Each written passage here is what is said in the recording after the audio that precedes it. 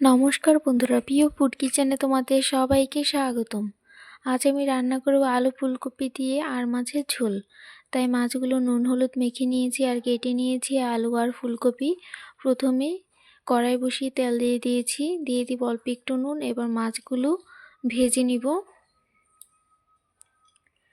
দেখো বন্ধুরা, মাছগুলো ভেজে নিয়েছি, এবার তুলে নিচ্ছি।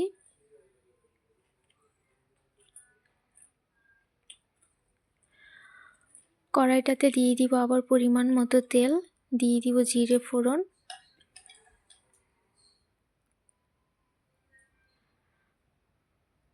দিয়ে দিব কেটে রাখা আলুগুলো,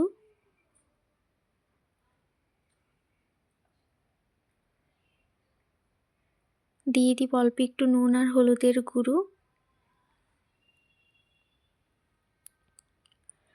এবার আলুগুলো লালচে করে ভেজে নিব। দেখো বন্ধুরা, আলুগুলো ভালো করে ভেজে নিয়েছি। এবার দিয়ে দিব ভাপিয়ে রাখা ফুলকপিগুলো একটু ভাপিয়ে নিয়েছি। এবার আলুর সাথে কিছুক্ষণ ভেজে নিব।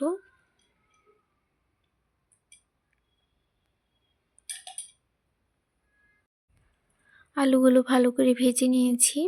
এবার দিয়ে দিব জিরে ধনে বাটা, দিয়ে দিব কাঁচা লঙ্কা বাটা, দিয়ে দিব অল্প করে জল, দিয়ে দিব স্বাদ মতো নুন আর হলুদের গুঁড়ো।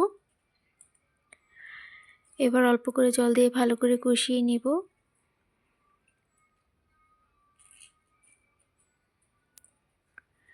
দেখো বন্ধুরা, ভালো করে কষিয়ে নিয়েছি। এবারে দিয়ে দিব পরিমাণ মতো জল।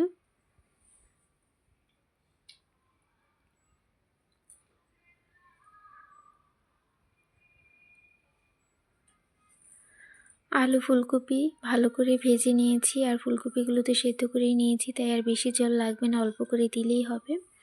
তাই অল্প করে দিয়ে ঢেকে দিচ্ছি। দেখো বন্ধুরা, ঝোলটা ফুটে উঠেছে। এবারে দিয়ে দিব ভেজে রাখা মাছগুলো দিয়ে আবার একটু ঢেকে দিব।